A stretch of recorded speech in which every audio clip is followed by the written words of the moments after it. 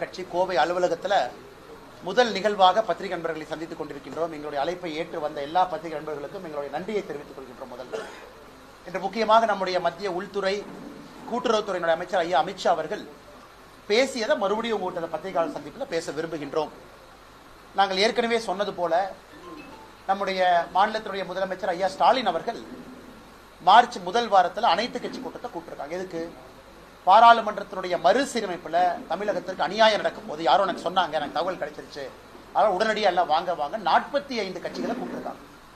முதலமைச்சர் அவர்கள் தனிப்பட்ட முறையில் பாரதிய ஜனதா கட்சிக்கும் கடிதம் எழுதியிருக்கிறாங்க. அந்த கடிதம் நாங்கள் கிடைக்க பெற்றிருக்கின்றோம். எங்களுக்கு கடிதம் எழுதியதற்காக முதலமைச்சருக்கு முதல்ல நன்றியை தெரிவிச்சுக்கிறோம்.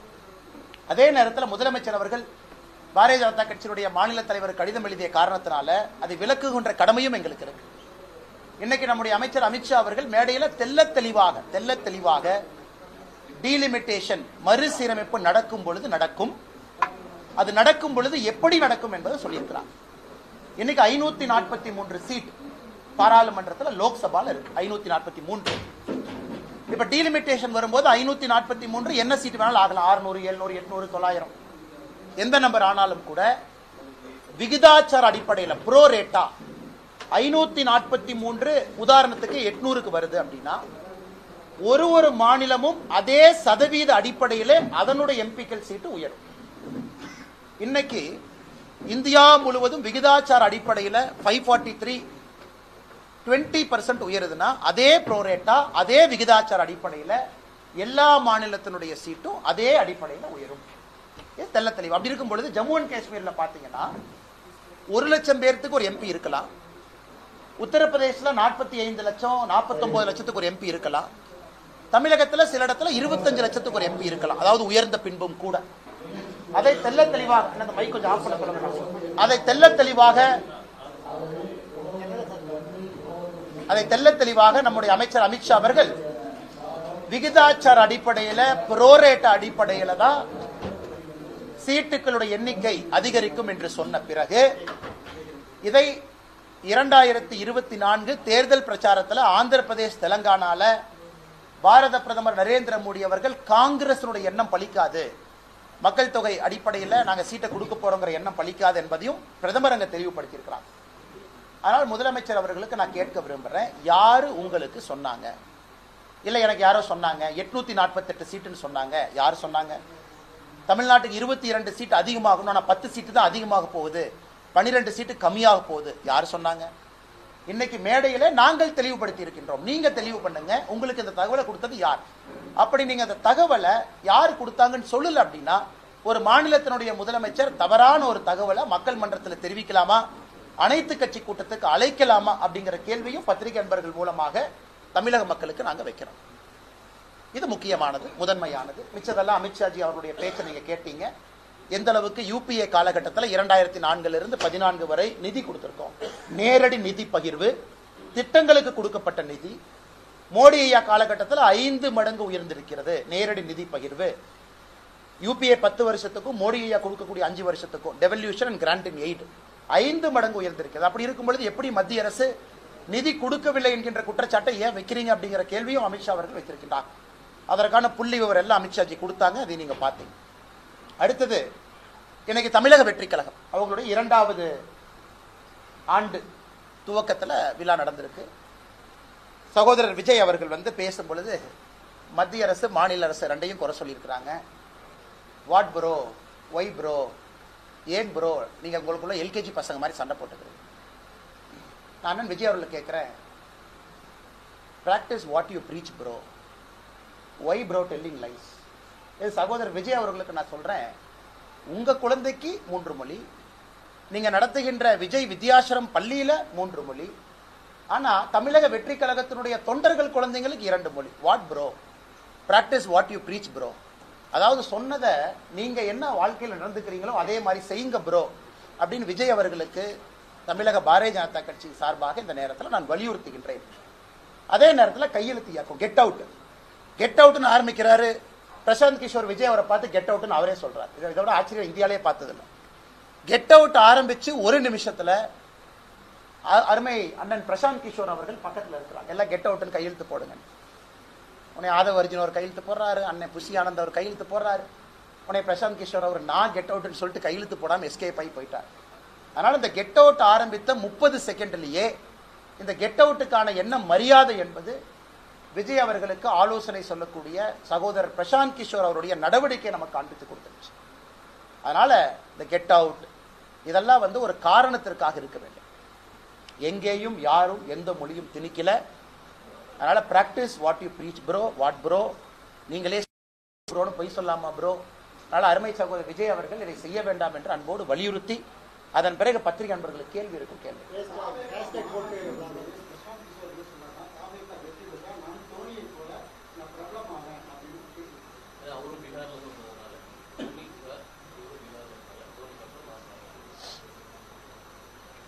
தோனி அவர்கள், ஆனால் தப்பில்லை, பீகார்லேருந்து ஒருத்தவங்க வர்றாங்க, தமிழ்நாட்டில் அவங்களுக்கு ஒரு பேர் கிடைக்குது, சந்தோஷம் தான். எல்லாம் இந்தியர்கள் தானே, நமக்கு எதாவது தமிழர்கள் எல்லோரையும் ஏற்றுக்கொள்றோம்ல, நம்ம யாரையும் நிராகரிக்கக்கூடிய தமிழர்களே இல்லையே.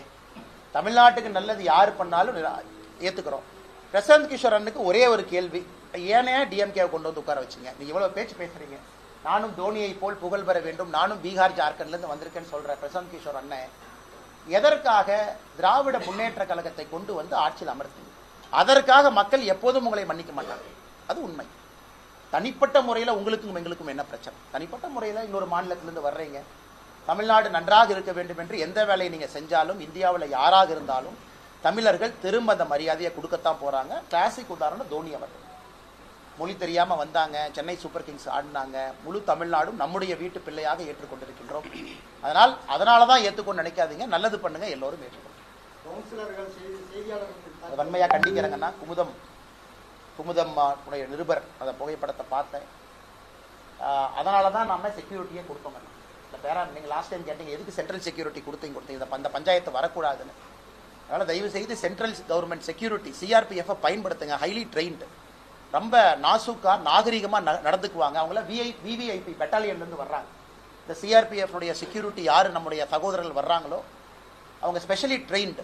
ஒரு கிரௌடை ஹேண்டில் பண்ணணும், அதே மரியாதையோடு நடத்தணும், வரக்கூடிய மக்களுக்கு மரியாதை கொடுக்கணும், பத்திரிகை நண்பர்களுக்கும் அந்த மரியாதை சுதந்திரம் கொடுக்கணும் அப்படிங்கிற ட்ரெயின் ஆனவங்க.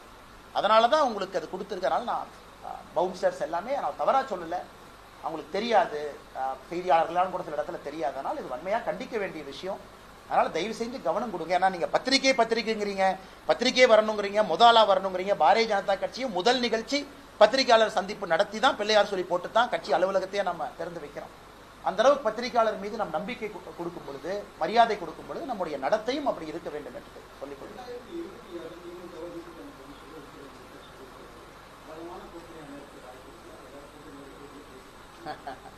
அண்ணா, இன்னைக்கு அமைச்சர் அவர்கள் சிவராத்திரி, மகா சிவராத்திரி ஈஷாக்கு போறாங்க. எங்களுக்கும் இந்த அற்புதமான நாளில் 3 கட்டிடத்தையும் திறந்து வைக்க வேண்டும் என்று வேண்டுகோள் விடுத்தோம். திறந்து வைக்கிறேன்னு சொல்லி இன்னைக்கு 3 கட்டிடத்தையும் திறந்து வச்சிருக்கிறாங்க. அமித்ஷாஜி அவர்கள் மிக தெளிவா சொன்னாங்க, எதற்காக திமுக வெளியே போகணும், வெரி கிளியர். ஆன்டி நேஷனலா இருக்கிறாங்க, ஆன்டி பீப்புளா இருக்கிறாங்க, மக்களுக்கு எதிராக இருக்கிறாங்க, பாரத நாட்டுக்கு எதிராக இருக்கிறாங்க, அவங்களுடைய நடவடிக்கை. அதனால் நிச்சயமாக 2026 பொறுத்தவரை எல்லோரும் யாரெல்லாம் நினைக்கிறாங்க, தேசிய ஜனநாயக கூட்டணிங்கிற வார்த்தையும் பயன்படுத்தி இருக்கிறாங்க, என்டிஏ பவருக்கு வரணும்னு சொல்லியிருக்கிறாங்க. ஆந்திரா உதாரணம் கொடுத்தாங்க, பல இடத்தை கொடுத்தாங்க. நிச்சயமாக நம்பிக்கை இருக்கு. தேசிய ஜனநாயக கூட்டணி ஒருமித்த கருத்துல இன்னைக்கு தேசிய ஜனநாயக கூட்டணி இருக்கு. இன்னைக்கு காலையில கூட நீங்க பாருங்க, அண்ணன் ஜி.கே. மணி அவருடைய இல்ல திருமண விழா நடந்து கொண்டிருக்கிறது. அமித்ஷாஜி அவங்களால போக முடியல, நேற்று லேட்டா தான் வந்தாங்க. என்னை அனுப்பியிருந்தார், நீ போயிட்டு வாப்பான்னு. காலையில சேலம் போய் அவருடைய முகூர்த்தத்தில் கலந்து கொண்டு வந்து தொலைபேசி மூலமாக அமித்ஷா அவர்கள் ஜி.கே. மணி ஐயாவுக்கு தொடர்பு கொண்டு வாழ்த்து சொன்னாங்க. அதனால எப்பொழுதுமே பரஸ்பரமான ஒரு நல்ல சூழ்நிலை தான் தேசிய ஜனநாயக கூட்டணி இருக்கிறது. வருகின்ற காலத்துல ஒருமித்த கருத்தோடு யார் வந்தாலும் இணைந்து நாங்கள் பயணிக்க தயார்.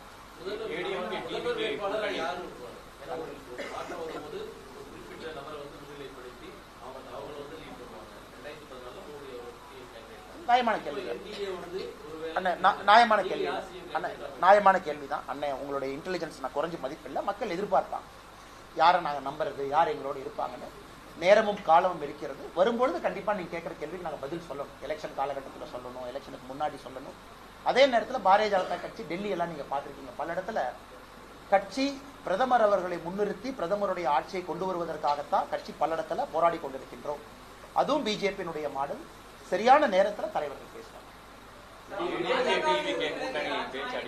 ஆனா இன்னொரு கட்சி அவங்க கூட்டணி அவங்க எப்படி பயணம் பண்ணுவாங்க அப்படின்னு நான் சொன்னா அது தப்பா போயிருங்கன்னா அந்தந்த கட்சியினுடைய தனிப்பட்ட விருப்பு வெறுப்பு அவங்க முடிவு செய்யணும். ஆனா இன்னைக்கு என்டிஏ இருக்கு, வலிமையா இருக்கு, ஸ்ட்ராங்கா இருக்கு, வளர்ந்துகிட்டு இருக்கு, எல்லாரும் பாசத்தோடு ஒன்றா இருக்கும். வருகின்ற காலத்துல ஒருமித்த கருத்தோடு நீங்க பாப்பீங்க என்டிஏ என்கின்ற வார்த்தை. ஆனா அது அது அது சொல்றதுக்கான நேரமும் காலமும் இன்னும் நிறைய இருக்கு. எலெக்ஷனுக்கு ஏதோ ஒரு காலம் இருக்கு. அதனால திமுகவை வீட்டுக்கு அனுப்பணும் தெளிவா சொல்லியிருக்கிறாங்க. என்டிஏ பவருக்கு வரணும் தெளிவா சொல்லியிருக்கிறாங்க. அதைத்தான் நம்ம எல்லோரும் சொல்லுகின்றோம். பாரதிய ஜனதா கட்சி இன்னைக்கு என்டிஏ நம்ம பார்ட்னர் ஸ்ட்ராங்கா இருக்கிறாங்க. அதனால வருகின்ற காலத்துல பாப்பீங்க. ஆனா டைம் இருக்கு, நேரம் இருக்கு, காலம் இருக்கு, ஒருமித்த கருத்தோடு இருக்கணும். என்டிஏன் தான் சொன்னேன் மேடம். நானும் என்னோட பேச்சுல என்டிஏன் தானே மேடம் சொன்னேன். ஏன்னா 2024 நம்ம என்டிஏன் தானே சொன்னோம். ஏன்னா 2024 என்டிஏ இருந்துச்சு இல்லைங்க. 2024 லோக்சபா என்டிஏ இருந்துச்சு. 2026 என்டிஏ இருக்க போகுது. இப்ப நீங்க கேட்கிற கேள்வி என்டிஏல யார் இருப்பாங்க, அதான் உங்களுடைய கேள்வி. என்டிஏல யார் இருப்பாங்க? நேரம் காலம் வரும்போது நாம் பேசுவோம்.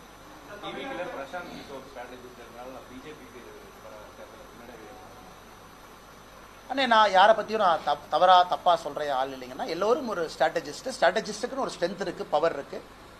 அது பிரசாந்த் கிஷோர் அவர்களாக இருக்கட்டும், தமிழகத்தில் சுனில் கண்டுகுலுன்னு ஒருத்தர் இருக்கார் அவராக இருக்கட்டும், இவங்க எல்லாருமே நான் எப்பவுமே வெளியிருந்து பார்க்கக்கூடிய ஆளுமைகள். நிறைய அவங்களுக்கு அரசியல் தெரியும். நான் சும்மா போற போக்கில் அப்படியே தேரை வாரி அரைக்க விரும்பல, தெரியும். அதே நேரத்தில் எந்த அளவுக்கு தெரியும் அது எனக்கு தெரியாது. ஏன்னா நாம களத்தில் இருக்கோம், கூட இருக்கோம், கீழே இருக்கோம், சுத்திக்கிட்டு இருக்கோம். நமக்கு எந்த அளவுக்கு தெரியும், அவர்களுக்கு எந்த அளவுக்கு தெரியும். ஒரு டீம் போட்டு வேலை பார்க்குறீங்க. இந்தியாவில் இருக்கக்கூடிய எல்லா பசங்களையும் ரெக்ரூட் பண்ணி தமிழ்நாட்டில் வேலை பாருன்னு டீம் வச்சிருக்காங்க. ஸோ அந்த பசங்களுக்கு எந்த அளவுக்கு தெரியும் எனக்கு தெரியாது. அதனால யாரையும் நான் குறைச்சி மதிப்பிடல. அதே நேரத்தில் களத்தில் இருக்கக்கூடிய ஒரு தொண்டனையும் தலைவனையும் குறைச்சி மதிப்பிடாதீங்கிறத நான் ஸ்ட்ராட்டஜிஸ்ட்டை சொல்றேன். ஏன்னா ஒரு ஸ்ட்ராட்டஜிஸ்ட் அரசியல் களத்தில் இறங்கும் பொழுதுதான் அந்த ஸ்ட்ராட்டஜிஸ்டுக்கு ஒரு பிரச்சனை இருக்கும். பீகார் கடுமையான அரசியல் களம், எளிதான ஒரு களம் இல்லை, ஜாதி அரசியல் நிறைந்திருக்கக்கூடிய களம். பிரசாந்த் கிஷோர் அவர்கள் அங்கே போயிருக்கிறாங்க, நின்னாங்க. நான் யாரையும் குறைச்சலாம் மதிப்பில். வருகின்ற காலத்தில் பிரசாந்த் கிஷோர் அவர்கள் வளர்வார்களா, ஜனசுராஜ் வளருமான்னு தொடர்ந்து பார்க்கணும். ஆனால் இந்த முறை நடக்கக்கூடிய பீகார் தேர்தலையும் என்டிஏ தான் ஜெயிக்க போகுது. எழுதி வச்சுக்கங்க. NDA will win. பிஜேபி கடந்த முறை போல பெரிய அளவில் பிஜேபி அங்கே எம்எல்ஏக்களை பெறப்போம். இன்னைக்கு நான் சொல்றது எழுதி வச்சுக்கணும். தமிழ்நாட்டுக்கு முன்னாடி நடக்கத்தான் போகுது. களத்தில் பிரசாந்த் கிஷோர் அவருடைய ஜனசுவராஜ் இருக்கத்தான் போகுது. தமிழ்நாடு எலெக்ஷனுக்கு முன்னாடியே நீங்க பார்க்கத்தான் போறீங்க. பிரசாந்த் கிஷோருடைய கட்சி இருக்கும், பிஜேபி இருக்கும், யார் அதிகமாக ஜெயிப்பாங்கன்னு பாருங்க. அதனால் லாங் ஸ்டாண்டிங்கா பாலிடிக்ஸ்ல நிக்கணும். 10 ஆண்டுகள் 20 ஆண்டுகள் கழிச்சு சில பேருக்கு வாய்ப்பு வரும். அதனால எல்லோருக்கும் நான் வாழ்த்துக்களை தெரிவிச்சுக்கிறேன். ஸ்ட்ராட்டஜிஸ்ட் வந்தனால கேம் மாறும். கோச் முக்கியமா, கேப்டன் முக்கியமா, பிளேயர் முக்கியமான எப்பொழுதுமே player first, captain second, coach third, spectator fourth.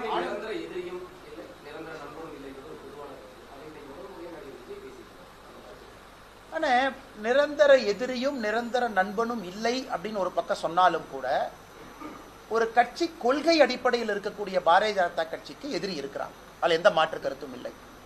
அப்படி சொல்லும் பொழுது நாங்களும் காங்கிரஸும் இன்னைக்கு எதிரியா இருக்கோம், நாளைக்கு நண்பாக முடியுமா? வாய்ப்பே இல்லை. ஏன்னா நம்முடைய சித்தாந்தங்கள் வேறு வேறு. மக்கள் பார்த்து ஓட்டு போடுறாங்க. அதே போல நாங்களும் பல கட்சிகளும் ஒன்றாக இருக்க முடியுமா? இருக்க முடியாது. சில இடத்துல காம்ப்ரமைஸ் பண்ணி ஒரு நாட்டினுடைய நலனுக்காக அது நடந்திருக்கு. 99 2004 என்டிஏ ஆட்சி, அடல் பிஹாரி வாஜ்பேயினுடைய ஆட்சி நடந்திருக்கு இல்லைன்னு நான் சொல்லல. அதனால் நிரந்தர எதிரி நிரந்தர நண்பன் அப்படின்னு சொல்லக்கூடியது எல்லா இடத்திலும் பொருந்தாது என்பது என்னுடைய கருத்து.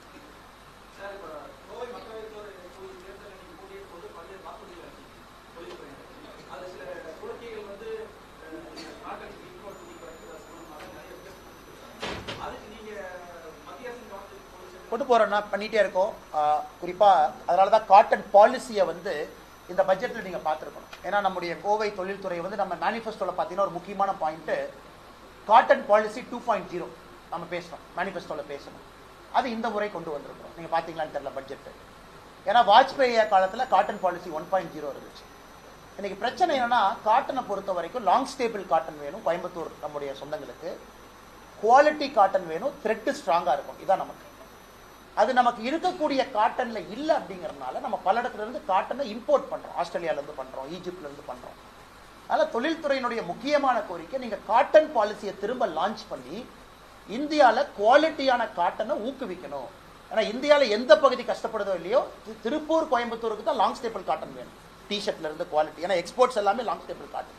ஸோ சொன்னபடி எங்களுடைய தேர்தல் வாக்குறுதியில் இந்த பட்ஜெட்டில் அம்மா நிர்மலா சீதாராமன் அவர்கள் கொண்டு வந்திருக்கிறாங்க. ஒரு விஷயம். இரண்டாவது, நம்முடைய இம்போர்ட்டை பொறுத்த வரைக்கும் பல இடத்துல ரேஷனலைசேஷன், குறிப்பாக பங்களாதேஷ்லேருந்து வரக்கூடிய உள்ளாடைகள், திருப்பூராக இருக்கட்டும், கோயம்புத்தூராக இருக்கட்டும், ஈரோடு, இந்த பகுதி உள்ளாடைகள் பார்த்தீங்கன்னா மிக மிக கடுமையாக நம்முடைய director general of foreign trade DGFT கடுமையான நடவடிக்கை, ரவுண்ட் ட்ரிப்பிங். நம்முடைய மெயின் பிரச்சனை பங்களாதேஷ்லேருந்து வர்றாங்கன்னு சொல்றதை விட வேற நாட்டிலிருந்து பங்களாதேஷுக்குள்ள போய் தமிழ்நாட்டுக்குள்ள பங்களாதேஷா வர்றாங்க அப்படிங்கிறது நம்முடைய பிரச்சனை. அது இந்த ஆண்டுக்கு நீங்க பாத்தீங்கன்னா DGFT மிக கடுமையாக, பியூஷ் கோயல் அவர்களுடைய அமைச்சரவை கடுமையான நடவடிக்கை எடுத்திருக்கிறாங்க. பல பேர் தொழில்துறை நம்மை பாராட்டி இருக்கிறாங்க. இதுவும் நாம தேர்தல் வாக்குறுதியை கொடுத்திருக்கோம், தொடர்ந்து செய்வோம். அதே போல மூன்றாவது நாம் கொடுத்திருப்பது FTA, ஃப்ரீ ட்ரேட் அக்ரிமெண்ட். ஏன்னா இன்னைக்கு நம்ம காட்டன் இதெல்லாம் பேசுறதை விடங்கன்னா இங்க இருக்கக்கூடிய எக்ஸ்போர்ட்டர்ஸ்க்கு 5 மடங்கு எக்ஸ்போர்ட்டை வளர்க்கணும். அதுக்கு ஒரே வாய்ப்பு யூகேல இருந்து வரக்கூடிய FTA வேகமா சைன் பண்ணணும். அதற்கு தினமும் பியூஷ் கோயல் அவங்க சொல்லிட்டு இருக்காங்க எங்க இருக்கு எங்க போகுதுன்னு. உறுதியாக மிக வேகமாக FTA யூகேவோடு கையெழுத்திடப்படும் பொழுது இந்தியாவில் அதிகமாக பயன்பெறக்கூடிய பகுதி திருப்பூரும் கோயம்புத்தூருமா இருக்கும். ஏன்னா நேரடியாக அவங்களுடைய எக்ஸ்போர்ட் எண்ணெய் பொறுத்தவரை 3 to 5 மடங்கு, depending on the variety of export, medical textile, normal T-shirts, அதுவும் அதிகமாக. ஒரு கோரிக்கை, எண்ணெயை பற்றி சொன்னோம், நேஷனல் இன்வெஸ்டிகேஷன் ஏஜென்சி, அது அமித்ஷாஜி அவர்கள் எங்களுடைய கோரிக்கை ஏற்று அதற்கான பரிசீலனை இருக்கு. ஏன்னா பவுண்டரியை ஃபிக்சேஷன் பண்ணணும். கொச்சின் ஒரு பக்கம் இருக்கு, ஒரு பக்கம் சென்னை இருக்கு. எண்ணெயை கோட்டை டிக்ளேர் பண்ணோம். 98ல் பாம் பிளாஸ்ட் கோட் ஒன்று இருக்கு, அது சும்மா இருக்கு. அதற்கான எல்லா வேலைகளும் நடந்து கொண்டிருப்பதாக நாங்கள் அறிகின்றோம். அதற்கான நல்ல ஒரு அறிவிப்பு மத்திய அரசு விரைவில் கொடுப்பாங்கன்னு நம்புறோம்.